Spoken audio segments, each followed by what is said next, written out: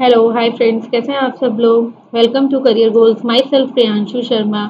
आज मैं एक नए टॉपिक के साथ आपके सामने एक लेक्चर लेके आई हूँ। आज का टॉपिक है पल्स एंड रेस्पिरेटरी सिस्टम। ये आपके 9.6 9.3 चैप्टर का टॉपिक है। हमने इससे पहले हीमोग्लोबिन और HLA ये सब हम कंप्लीट कर चुके हैं, जो 9.3 के ही चैप्टर में थे। अब हम पढ़ेंगे pulse and respiratory system. Then उसके बाद हम एक नया चैप्टर स्टार्ट करेंगे। होप सो हम रेस एंड रेसिज्म पढ़ेंगे। ठीक है, तो सबसे पहले आते हैं हम पल्स। ठीक है, पल्स क्या है। पल्स की definition, it is the rate of the heart beat. आपके हार्ट की जो हार्ट बीट, हार्ट में कुछ बीट्स सुनाई देती है आपको, तो उन बीट्स की जो रेट होती है, it this is the rate of the heart beat. Pulse actually is called a heart rate. Pulse को क्या कहते हैं हम, एक्चुअली उस पल्स को क्या कहते हैं, हार्ट रेट। मतलब आपका हार्ट जो है वो कितनी बार बीट कर रहा है, उसको हम क्या बोलते हैं, पल्स बोलते हैं। Which is the number of the time heart beat each minute. हर एक मिनट में, एक मिनट के अंदर कितनी बार आपका हार्ट जो है वो बीट कर रहा है, उसको हम क्या बोलते हैं, पल्स बोलते हैं या हार्ट रेट बोलते हैं। और हार्ट रेट ही हमारा पल्स होता है। Okay, in some times of the cardiovascular diseases the heart beat and pulse rate can differ. अगर किसी को कोई कार्डियोवास्कुलर डिजीज है तो उस टाइम पे जो है आपका पल्स रेट और हार्ट बीट जो है उसका जो रेट होता है वो डिफरेंट हो जाता है। मतलब एक नॉर्मल पर्सन का हार्ट रेट कितने एक मिनट में कितनी बार बीट कर रहा है उसका अलग नंबर डिजिट आएगी। और किसी को प्रॉब्लम है, कोई बीमारी है, कोई डिजीज है, कोई कार्डियोवास्कुलर डिजीज है, तो उसकी पल्स रेट या heart beat rate different digits में आएगी। या फिर न्यू बॉर्न बेबीज की हार्ट बीट रेट जो है वो डिफरेंट होती है। ऐसे एज टू एज और पर्सन टू पर्सन, कोई कार्डियो करके हटा है, कुछ भी ऐसा है कि कोई एक्सरसाइज, हैवी एक्सरसाइज करके हटा है, तो उसकी आपने खुद भी जब कभी आप एक्सरसाइज करते हो गए, देन आपने ये चीज एक्सपीरियंस करी होगी कि आपकी हार्ट बीट जो है वो बहुत तेज तेज चलती है। तो डिफरेंट होती है हार्ट बीट सिचुएशन के हिसाब से, बट हार्ट बीट जो है वो मेजर की जाती है ईच मिनट पे। हर एक मिनट पे आपकी हार्ट बीट क्या है या पल्स रेट क्या है वो हम मेजर करते हैं। ये था डेफिनेशन आपकी। अब आते हैं पल्स साइट क्या है। ये देखो आपका मिड वेस्कुलर लाइन है, ये आपका पूरा पोर्शन है। ये देखो हार्ट है आपका यहाँ पे। ये एपिकल पल्स यहाँ पर है एडल्ट में। Apical pulse to the age 4 to 6। ये रही apical pulse age before age 4। ये पूरा स्ट्रक्चर है। The purpose of the taking pulse rate to establish the baseline data for the evolution, to identify whether the pulse rate within the normal range, to determine the whether the pulse rhythm is regular and the pulse volume is appropriate, to determine the equality of corresponding peripheral pulse on each side of the body। अब मैंने आपको बोला था कि हर human being का अपना pulse rate जो होता है वो डिफरेंट होता है। ठीक है, अभी मैं आपको बताई कि कोई एक्सरसाइज करके हटा है तो उसका पल्स रेट दूसरा होगा, कोई नॉर्मल पर्सन है उसका पल्स रेट दूसरा होगा, कोई बेबीज है तो उसका पल्स रेट दूसरा होगा। तो ऐसे ही एक एज में बेबीज अंडर 1 ईयर तो उनका पल्स रेट क्या होता है पर मिनट में 100 to 160। अब कोई बच्चा जो है 1 साल से जो 10 साल तक के बीच के बच्चे होते हैं उनका रहता है 70 to 20। जैसे जैसे आपकी एज बढ़ेगी, ठीक है, जैसे जैसे आपकी एज बढ़ती है, एज आपकी इंक्रीज हुई और पल्स रेट जो है वो क्या होगा, डिक्रीज होना स्टार्ट हो जाएगा। एज इंक्रीज होगी, पल्स रेट जो है वो डिक्रीज होना स्टार्ट हो जाएगा। ऐसे ही बेबीज का क्या है, 1 साल तक के बच्चों का 100 to 160 होता है, लेकिन 1 to 10 ईयर्स के बच्चों का 70 to 120 होता है। अब जो 10 साल से बड़े हैं या अडल्ट है उनका कितना होगा, 60 to 100। और जो एथलीट्स हैं उनका कितना होता है, 40 to 60। ठीक है, कुछ फैक्टर हैं जो अफेक्ट करते हैं पल्स रेट को, जैसे एक एज क्या है, जेंडर क्या है, आप एक्सरसाइज करते हैं उस टाइम पे, मैंने भी आपको बताया था एक्सरसाइज के टाइम पे पल्स रेट दूसरी होती है। फीवर में आपकी पल्स रेट चेंज हो जाती है। आप कोई मेडिटेशन कर रहे हैं, कोई भी मेडिसिन लेते हैं तो आपकी पल्स रेट चेंज हो जाती है।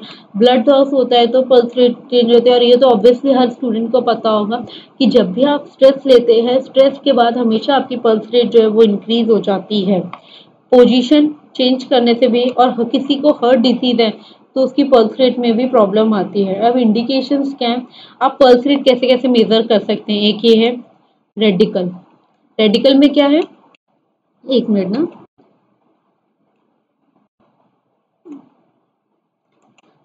रेडिकल में आप आपकी रिस्ट आपने अपने फिंगर से यहाँ पे टच करके पल्स रेट नापी, ठीक है।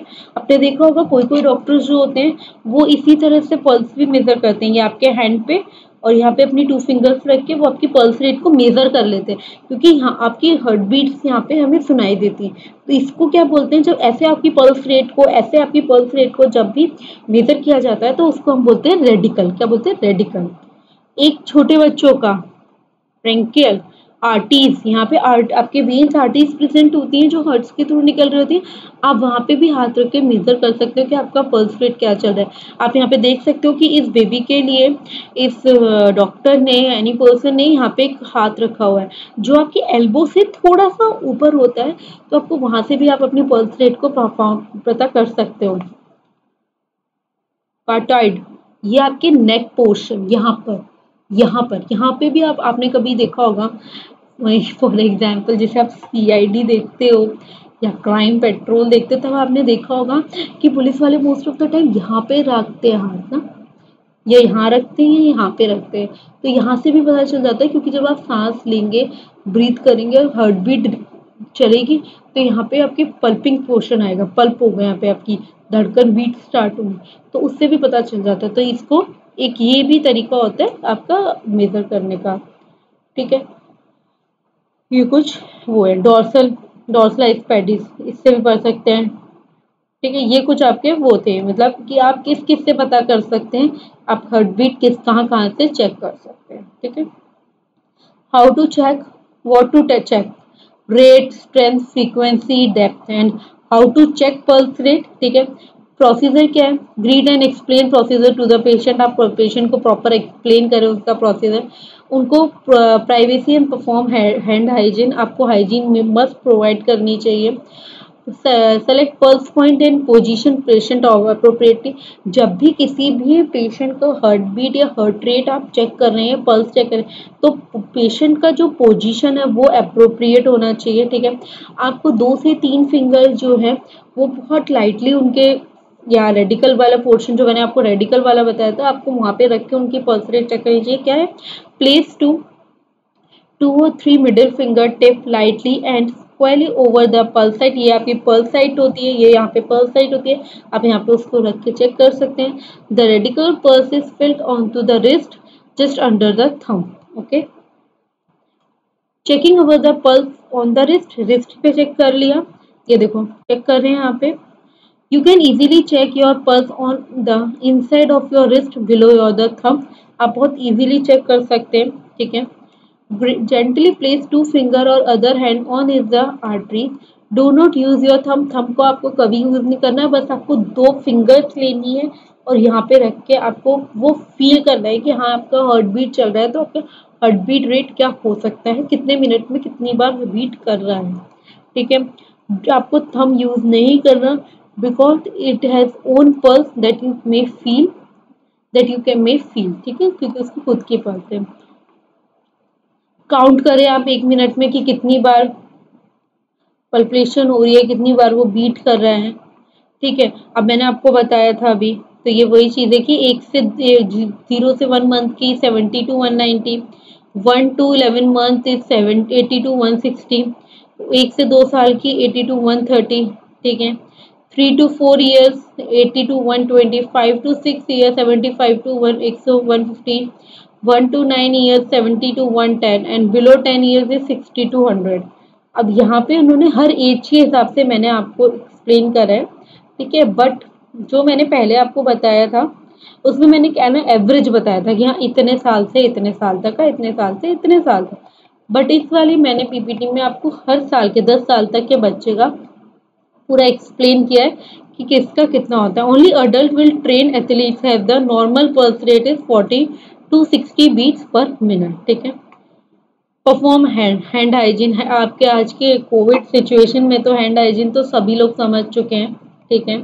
उसके बाद इन्फॉर्म SRN और डॉक्टर एबनॉर्मल रिजल्ट। कोई भी आपको एबनॉर्मल चीज़ें शो हो रही हैं, पता चल रही है, दिखाई दे रही हैं, आपके हार्ट बीट में कुछ प्रॉब्लम आ रही है उसकी बीटिंग में, तो आप इन्फॉर्म करें डॉक्टर को, डॉक्यूमेंट्स रेडी करें अपने।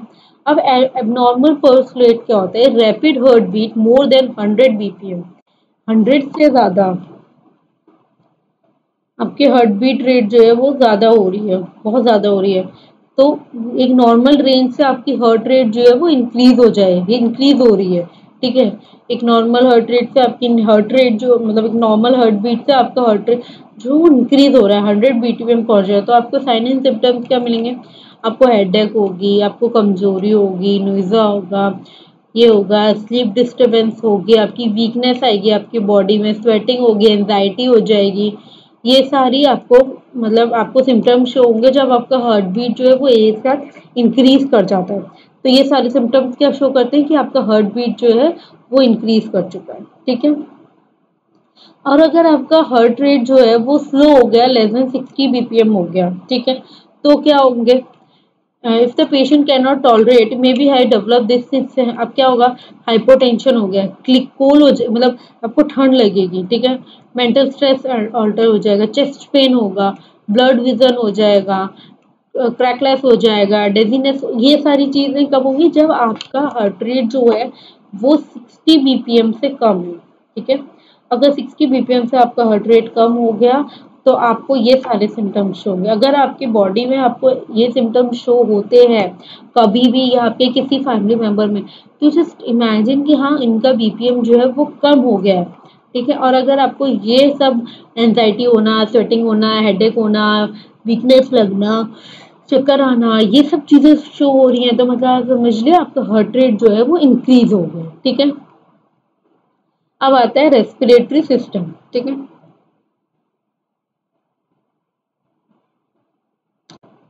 रेस्पिरेटरी सिस्टम क्या है? ठीक है, अभी हमने क्या पढ़ा था? हार्ट बीट, कि भाई हमारा हार्ट बीट कैसे, क्या रेट, हार्ट रेट क्या है, पल्स रेट को ही हम हार्ट बीट रेट बोलते हैं, ठीक है। ये नॉर्मल है, इससे ज्यादा आपको जरूरत भी नहीं है। अब आता है रेस्पिरेटरी सिस्टम, जिसे हम ऑक्सीजन डिलीवरी सिस्टम भी बोलते हैं। Respiratory system is a set of organ that allow a person to breathe and exchange oxygen and carbon dioxide throughout the body. इस रेस्पिरेटरी सिस्टम क्या है? ये पर्सन को अलाउ करता है कि वो ब्रीथ करे और एक्सचेंज करे, किसको? कार्बन डाइऑक्साइड को एंड ऑक्सीजन को एक्सचेंज करे हम ह्यूमन की पूरी बॉडी में। Respiratory system is a set of organ that allow a person to breathe करे और एक्सचेंज करे ऑक्सीजन एंड कार्बन डाइऑक्साइड को throughout the body. The integrated system of organs involved in the intake and exchange of oxygen and carbon dioxide between the body and the environment through the nasal pass, larynx, trachea, tubes and lungs, इनकी help से ये सारी चीजें होती हैं, ठीक है।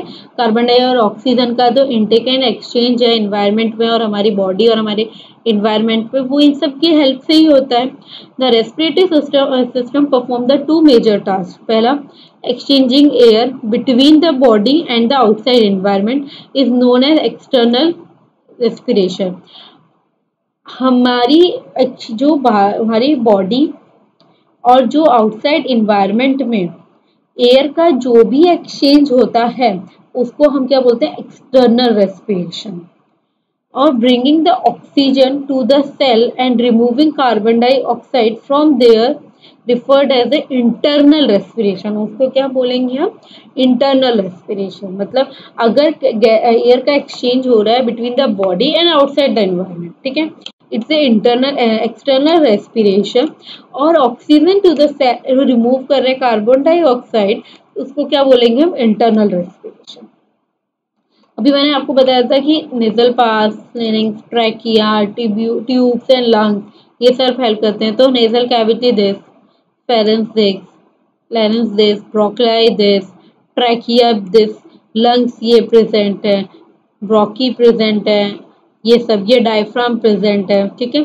ये पूरा आपका रेस्पिरेटरी सिस्टम का स्ट्रक्चर प्रेजेंट है, ठीक है। ये क्या है आपका रेस्पिरेटरी सिस्टम का स्ट्रक्चर, ठीक है। अब कुछ फंक्शन है कि रेस्पिरेटरी सिस्टम के क्या फंक्शन है कि supply the body with oxygen and dispose of the carbon dioxide. Sorry, ठीक है।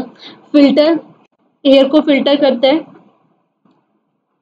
Sounds produce sounds, contain the receptor for the smell, right the body from excess water and the heat, and help the regulate blood का pH, blood के pH को regulate करना सबसे important चीज है। तो ये रेस्पिरेटरी सिस्टम वो करता है।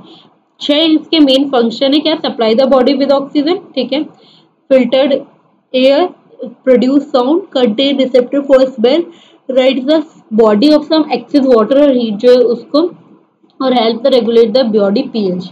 ये था हमारा रेस्पिरेशन, ठीक है। अब रेस्पिरेशन भी किसी के अंदर होता है ना, मतलब ऐसा कोई है कि बस ऐसे ही बैठे हैं और हमारा रेस्पिरेशन चल रहा है, ठीक है, ऐसा तो नहीं होता। रेस्पिरेटरी सिस्टम्स होते हैं, रेस्पिरेटरी चीजें होती है। तो उसके लिए हमारे सबसे पहले क्या आता है, ब्रीदिंग। रेस्पिरेशन कैसे चलता है, ब्रीथ लेने से। अब आप CO2 ऑक्सीजन वॉटेवर कुछ भी ऐसे मतलब चीजें हैं आपने इनहेल करा तो मतलब आपने ब्रीथ करा तो आपका ब्रीदिंग भी आएगा। तो ब्रीदिंग के अंदर 2 साइक्लिक फेजेस होते हैं, पहला है इनहेलेशन एंड एक्सहेलेशन, ठीक है। Inhalation also called the gas into the lungs, draw into the lungs, and exhalation force gas out of the lung, मतलब लंग्स के अंदर जाना एंड लंग्स से बाहर जाना। तो अगर अंदर जा रहा है तो दिस इज कॉल्ड इनहेलेशन, मतलब इनहेल करा है हमने, और एक्सहेल मतलब बाहर निकलना, तो force gas out of the lungs, ठीक है। ये चेस्ट है आपका, यहाँ से आपने इनहेल किया गैस को, तो डायफ्राम क्या हो गया, कॉन्ट्रैक्ट हो गया। आपने खुद इस चीज को पढ़ते पढ़ते आप एक बार ये करके देख सकते हैं। आप सांस अंदर लेना तो आपके डायफ्राम क्या कॉन्ट्रैक्ट हो जाएंगे, और आप एक्सहेल करना, ठीक है, सांस छोड़ देना तो आपके डायफ्राम जो है वो रिलैक्स पोजीशन पे आ जाते हैं। और जब आप सांस लेते हो तो आपके चेस्ट के जो लंग्स का पोर्शन है ना वो थोड़ा बड़ा हो जाता है, और जब सांस छोड़ते हो तो नॉर्मल स्ट्रक्चर में आपका लंग्स की जो पोजीशन है, लंग्स का जो नॉर्मल स्ट्रक्चर है वो उसमें प्रेजेंट होता है, ठीक है। ये समझ में आ गया। अब आते हैं एक्सटर्नल रेस्पिरेशन, ठीक है। एक्सटर्नल रेस्पिरेशन में क्या क्या है, कैसे कैसे, वो मैं आपको बताता हूँ। External respiration, air from outside the environment, बाहर से आपने कोई एयर ली, वो आपके नोज एंड माउथ के थ्रू होती हुई अंदर जाएगी, आप उससे तभी इनहेल करोगे। तो air from the outside environment enter the nose और ए माउथ ड्यूरिंग इनहेलेशन, ठीक है। Four of the nose, nasal cavity, sinus, throat, larynx, ये सब आपके, अब आपने सांस ली है तो ये सब यहीं पे आते हैं, यहीं पे प्रेजेंट है। तो सब कुछ आपको सबके होते हुए आपकी सांस अंदर जाएगी। All part of the conducting portion of the respiratory system, सब पार्ट को हम क्या कंडक्टिंग क्या करते हैं, रेस्पिरेटरी सिस्टम। तो रेस्पिरेशन में ये एक्सटर्नल है, environment, between environment and lung, और ये इंटर है जिसमें ब्लड एंड सेल्स के बीच में आपका ऑक्सीजन का और कार्बन डाइऑक्साइड का एक्सचेंज चलता है, ठीक है। अब उसमें सबसे पहली बात कि आपने जब आउटसाइड से आपने एयर जो है वो इनहेल करी तो फर्स्ट ऑफ ऑल वो कहाँ एंटर करेगी, नोज में। तो नोज को क्या बोलते हैं, nose also called as external nose. क्या है ये, एक्सटर्नल, ये आपकी नोज है, ये आपकी नोजल कैविटी है। Divide into 2 from by the nasal spectrum, 2 में डिवाइडेड है। Contain the paranasal sinus where air is warm, and contain cilia which is responsible filtering outer the foreign bodies. Cilia present होते हैं कुछ, किससे, वो आपकी outer body जो भी होती है उसको फिल्टर करने के लिए वो रिस्पॉन्सिबल होते हैं, ठीक है। Internal area is the opening to exterior and external ears is opening to pharynx, ठीक है। Fold in the mucous membrane that increase the air turbulence and ensure that the most air contract and mucous membrane. ये क्या provide करता है, airway for the respiration, moisture and warm entering air, filter and clean spend air, और chamber of the speech and detect the order in the air stream. कैसा order है air का, stream का, उसको detect करने के लिए, air को फिल्टर करने के लिए, क्लीन करने के लिए, मॉइस्चर प्रोवाइड करता है, airway for the respiration. मैंने आपको पहले ही बताया था कि ये 2 उसमें डिवाइड होते हैं, तो इंटरनल और एक्सटर्नल में, ठीक है। अब इंटरनल में तो कुछ नहीं है, ओपनिंग टू एक्सटीरियर, और जो एक्सटर्नल है, क्योंकि ओपनिंग टू एक्सटीरियर और एक्सटर्नल में क्या आएगा, ओपनिंग टू फेरेंस। तो आएंगे हम फेरेंस पे। फेरेंस में common space use both respiratory and digestive system, दोनों चीज में यूज होता है, रेस्पिरेटरी एंड डाइजेस्टिव सिस्टम। सबसे अच्छी चीज कि एक ही चीज है जो दोनों में यूज होती है। इसको हम कॉमनली थ्रोट भी बोल देते हैं, ठीक है। Originate to the nasal and the oral cavity and extend inferiorly near the level of the larynx and the esophagus, ठीक है। कहाँ से होता है, नेजल एंड ओरल कैविटी, और कहाँ तक एक्सटेंड हो जाता है, लायरेंस एंड इसोफेगस से। Common pathway for both food and air के लिए, दोनों के लिए कॉमन पाथवे है ये, ठीक है। Walls are the lined by the mucus and contain muscles that are the primary used for the swelling, ठीक है। किसके लिए यूज होती है, swelling के। अब इसके भी तीन पार्ट है, नेजो, ओरो एंड लायरन, ठीक है। Nasopharynx, oropharynx, just wait guys.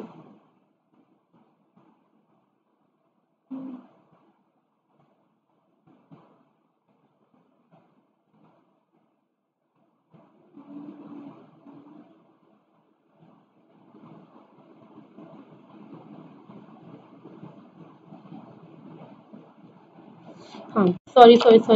तो nasopharynx contains the adenoids which heads in the body, immune defence के काम करते हैं।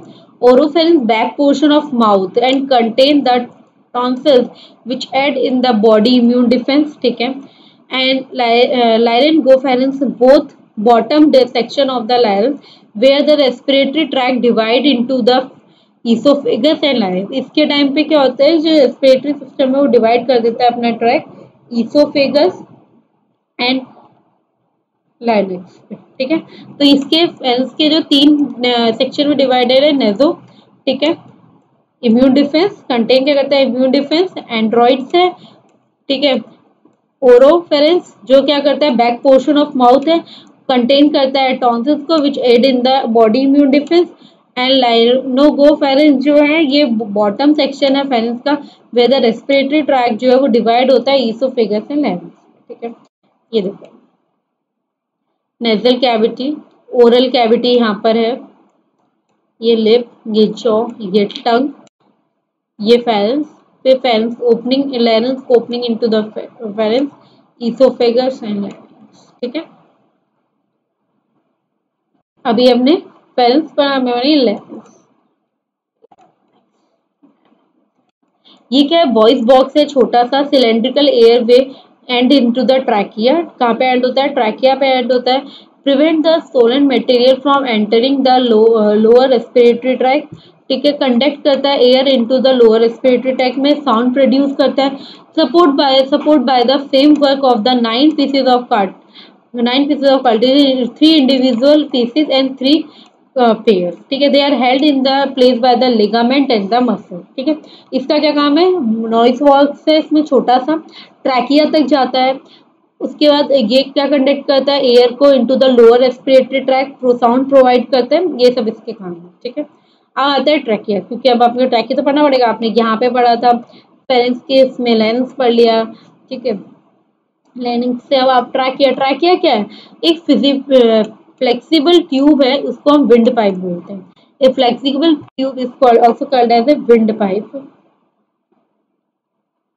extend through the mediastinum है ना, and lie anterior to the esophagus and the inferior of the larynx। मतलब ये कहाँ से, ये मतलब आप ये सोच के चलो, ये इसोफेगस तक, ठीक है। Cartilages ring enforce and provide rigidity and trachea wall to secure that the trachea remain open at all the time. At the level of the angle, the trachea into the small tubes is called right and left primary bronchi। तो क्या बोलते हैं, right and left primary bronchi, ठीक है। Each primary bronchus project literally towards the lungs, ये किस तरफ चल जाते हैं, एक ब्रोंकाई का लंग्स की तरफ, ठीक है। तो ट्रैकिया क्या है, एक फ्लेक्सिबल विंड पाइप है, ठीक है। कहाँ तक एक्सटेंडेड है, इसोफेगस तक एक्सटेंडेड है। Cartilage ring enforce and provide क्या करते हैं, उसको रिजिडिटी प्रोवाइड करते हैं ट्रैकिया वॉल को, जिससे वो ट्रैकिया जो ओपन हो एट ऑल द टाइम, ठीक है, वो एक रिजिडिटी प्रोवाइड कराती है ये ring.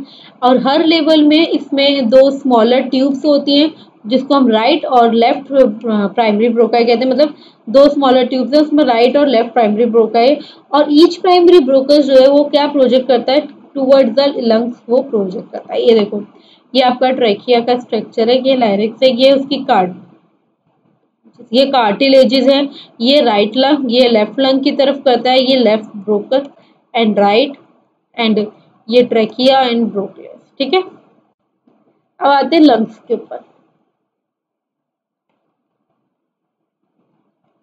Lungs, each lung has a conical shape, ये देख लो आप यहाँ पे देखो कॉनिकल शेप्स के लंग्स होते हैं। Concave base rest upon the muscular diaphragm, it is a superior region is called apex project superiorly to the point that slightly superior posterior to the Silva.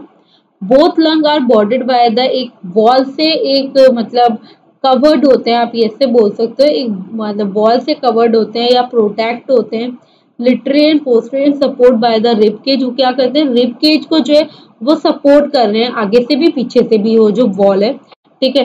Towards the midline the lungs are separated from each other by the mediastinum. The relatively broad and round surface in the contact with the thoracic wall is called the costal surface of the lung, ठीक है। अब इसमें भी दो types के, दो में divided है ना लंग, आपका लंग्स जो है वो आपके दो में डिवाइडेड होते हैं, एक होता है लेफ्ट लंग और एक होता है राइट लंग। तो लेफ्ट लंग, ये देखो ये लंग्स हैं आपके, स्मॉलर लेफ्ट लंग जो है वो किससे, राइट लंग से छोटा होता है। कार्डियल नोड्स प्रेजेंट होते हैं, ठीक है, डिवाइड होता है टू लोबस में, लोबस में डिवाइड हो जाता है, और जो राइट लंग होता है वो थ्री लोबस में डिवाइड होता है, हॉरिजॉन्टली फिजर होता है। ये कहाँ लोकेटेड होता है, located more superiorly in the body due to the liver on the right side, कहाँ पे, लिवर के राइट साइड। अब इसके अंदर लेफ्ट वाले में दो लोबस प्रेजेंट होते हैं, राइट वाले में तीन लोबस प्रेजेंट होते हैं। लेफ्ट वाला थोड़ा छोटा होता है, स्मॉलर देन द राइट, और ये किस तरफ होते हैं, ये राइट वाला cardiac notch accommodate the heart and locate, ये राइट लंग जो है located more superiorly in the body due to the liver on the right hand side, ठीक है।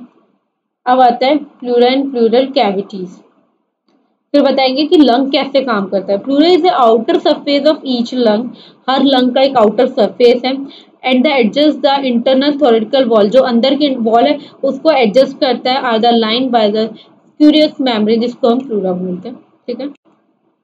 The outer surface of each lung is tightly covered by the pleura, ठीक है, वो उसी से कवर्ड होती है, विस्रस बोलो। वाइल द इंटरनल वॉल जो होती है, जब आपकी इंटरनल वॉल जो है, the lateral surface of the mediastinum and the superior surface of the diaphragm are lined by the parietal pleura. The parietal and visceral pleura layer continuous at a हाइमस of each lung, ठीक है। अब ऐसी pleural cavities क्या होती है, the potential between the membrane layer is a pleural cavity. The pleural membrane produce a thin fluid that circulate in this cavity, जिससे क्या एक्ट करता है, वो लुब्रिकेंट एक्ट करता है और एक ब्रीथिंग में फ्रिक्शन एक्ट करता है। और इसके अंदर प्लूरेला फ्यूजन क्या है, ये विद टू मच फ्लूइड, इसके अंदर बहुत ज्यादा फ्लूइड होता है। ये देखो आउटर प्लूरेला, प्लूरल इन्फ्यूजन, ये इसके अंदर बहुत ज्यादा फ्लूइड प्रेजेंट होता है, टू मच फ्लूइड। ये प्लूरा की कैविटी है, ये इनर है और ये आउटर है, ओके। अब आता है कि लंग्स जो है वो काम कैसे करते हैं। एयर एंटर करेगी लंग्स में through the system of pipe, जिसे हम ब्रोंकाई बोलेंगे। अब आपने एयर ली, वो अंदर गई, ठीक है, एक पाइप के थ्रू, जिसे हम ब्रोंकाई बोलते हैं। The alveoli are where the important work of the gas exchange takes place between the air and your blood. Covering each alveolus is a whole network of little blood cell, जिसको हम लोग क्या बोलते हैं, capillaries. क्या बोलते हैं हम, capillaries. They, it is important than the air in the and the blood in the capillaries are very close together so that oxygen and carbon dioxide can move between them. क्या हो सकते हैं, oxygen और carbon dioxide जो है वो move कर सकते हैं easily. In when you breathe in air, आपने एयर में सांस ली, come down the trachea, trachea में आई through the bronchi into the alveoli. This fresh air is a lot of oxygen. इस फ्रेश एयर के अंदर बहुत सारी ऑक्सीजन प्रेजेंट होगी and some of oxygen will travel across the wall. ये सारी जो ऑक्सीजन है वो ट्रेवल करेगी थ्रू द सारी वॉल से इनटू द ब्लड स्ट्रीम तक जाएगी. मतलब आपने एयर को इनहेल किया, ठीक है, और वो इनहेल करके वो सारे मतलब पैसेजेस से होती हुई वो कहाँ पर जाएगी, आपके ब्लड स्ट्रीम में चली जाएगी. Traveling in the opposite direction is a carbon dioxide which cross from the blood in the capillary into the air and then breathed out. अब जो ये जस्ट उसका ट्रैवलिंग पोजीशन जो है वो आप अपोजिट कर दो तो कार्बन डाइऑक्साइड जो है वो ब्लड कैपिलरी के थ्रू होती हुई आपके एल्वुलाई से होती हुई ब्रीथ आउट हो जाती है. In this way you bring to the body the oxygen you need to live and get right to the waste product for the carbon dioxide. Okay, ये देखिए. अब breathing. Lungs are the seal in the pleural membrane is inside the chest cavity. कहाँ पे, chest cavity के अंदर lungs sealed होते हैं. At the bottom of cavity is large. The flat muscle is called diaphragm. Bottom जो है इस cavity की बहुत ज़्यादा बड़ी होती है, large होती है, इसको हम क्या बोलते हैं, हम इसको डायफ्राम बोलते हैं. और ये देखो, ये आपका एक चेस्ट कैविटी और इसके अंदर आपके लंग्स प्रेजेंट है. ठीक है, आपने इनहेल किया, ये डायफ्राम क्या हुआ, कॉन्ट्रैक्ट हुआ, मूव हुआ डाउन, और आपने इनहेल किया तो रिब केज जो थी वो भी एक्सपेंड हो गई और रिब मसल जो है वो कॉन्ट्रैक्ट हो जाती है. ठीक है, आप कभी भी खुद भी इस चीज को एक्सपीरियंस करना, जब आप सांस लेते हो, ठीक है, आपने सांस ली तो आपकी रिब केज है, रिब मसल्स है, वो सब के शेप जो है वो चेंज हो जाएगा. डायफ्राम जो है वो भी मूव डाउन होएगा. और जब आप रिलैक्स करोगे मतलब एक्सहेल करोगे तो आपका डायफ्राम भी अपनी पुरानी पोजीशन पे आ जाएगा एंड रिलैक्स करेगा और रिब केज गेट स्मॉलर हो जाएगा, मसल्स जो है वो भी रिलैक्स करेंगे. ठीक है, तो ये पोर्शन होता है ब्रीथ इन और ब्रीथ आउट का. जब भी आप हमेशा याद रखना, आप जब भी ब्रीथ इन करते हैं, आप जब भी ब्रीथ इन करते हैं तब आपका इनहेलेशन प्रोसेस में जो डायफ्राम है वो कॉन्ट्रैक्ट हो जाता है, मूव डाउन हो जाता है. और जब भी आप एक्सहेल करते हैं तो जो आपका डायफ्राम है वो एक relax position. During inhalation the diaphragm contract and rib cage rise up and this expand the volume of the chest cavity. उससे क्या होगा, आपकी बॉडी चेस्ट कैविटी की जो वॉल्यूम है वो इंक्रीज कर जाएगी. The chest cavity is sealed so this create a vacuum inside the cavity. Atmospheric pressure fill the lung as a muscle rushes into the breathing passages. ठीक है, after exhaling is a passive event. When the rib cage is lower and diaphragm is relaxed, the pressure in the chest cavity is greater than the atmospheric pressure. ठीक है, मैंने आपको पहले बताया जब आप एक्सहेल करोगे तो डायफ्राम को एक रिलैक्स पोजीशन पे आ जाएगा and air is push out of the lung. Lung से वो जो एयर है वो पुश आउट हो जाएगा. ठीक है, तो ये आपका पूरा था, क्या बोलते हैं, लंग्स के ऊपर, मतलब रेस्पिरेशन के सिस्टम के ऊपर कि आपका लंग्स कैसे काम करता है, क्या है. ठीक है, ये मैंने आपको पूरा बता दिया. उसके बाद आपका रेस्पिरेशन वगैरह सब हो गया, रेस्पिरेटरी सिस्टम के अंदर रेस्पिरेशन क्या होता है वो, एंड देन लंग्स वगैरह, ब्रीथिंग और एक्सटर्नल इंटरनल ब्रीथिंग क्या क्या होती है वो मैंने आपको एक्सप्लेन कर दिया. ट्रैकिया के थ्रू आप मतलब सांस नोज के थ्रू आपने इनहेल करा तो फिर पूरा आपका विंड पाइप, ट्रैकिया, ये सब तो होते हो जाएगा. तो और आपका हार्ट कैसे एक्ट करता है, एक्सहेल करते हैं तब और इनहेल करते हैं तब. ठीक है, ये सारा कंप्लीट हो चुका है. उससे पहले पल्स रेट हो गया कि किसका कौन सी एज में कितना पल्स रेट होना चाहिए. ठीक है, देन उसके बाद कौन कौन से टाइप होते हैं चेक करने के, पल्स रेट कब चेंज हो जाती है, कब इफेक्ट करती है पल्स रेट, वो मैंने आपको बता दिया. ठीक है, किसका क्या पल्स रेट है, ये सब चीज हो चुकी है. तो अब आपका 9.6 चैप्टर जो है वो कंप्लीट हो चुका है.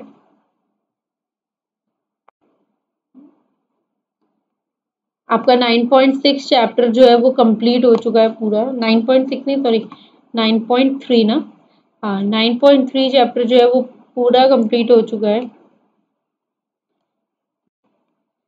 9.3 पूरा कंप्लीट है आपका।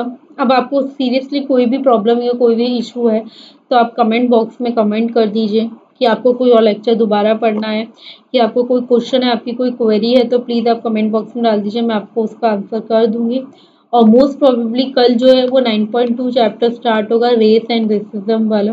ठीक है, वो तो पूरा थ्योरेटिकल चैप्टर है। ठीक है, ये मेरे ख्याल से आपको इसमें कुछ भी प्रॉब्लम नहीं आनी चाहिए समझने में, क्योंकि बहुत इजी था और जितने इजी हो सकता है, मतलब बहुत इजी फॉर्म में मैंने आपको पढ़ाने का कोशिश किया है।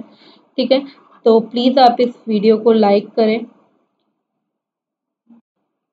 प्लीज़ वीडियो को लाइक करें, शेयर करें अपने फ्रेंड्स के साथ एंड चैनल को सब्सक्राइब करें। ठीक है, और अगर सीरियसली अगर आपको कोई भी प्रॉब्लम है, कुछ भी दिक्कत होती है, तो आप प्लीज़ कमेंट बॉक्स में कमेंट कर दीजिए, मैं आपकी प्रॉब्लम ज़रूर सॉल्व करूँगी। ठीक है, thank you students for coming and see this lecture. कल मिलते हैं एक नए लेक्चर के साथ। ठीक है, okay bye, thank you so much guys.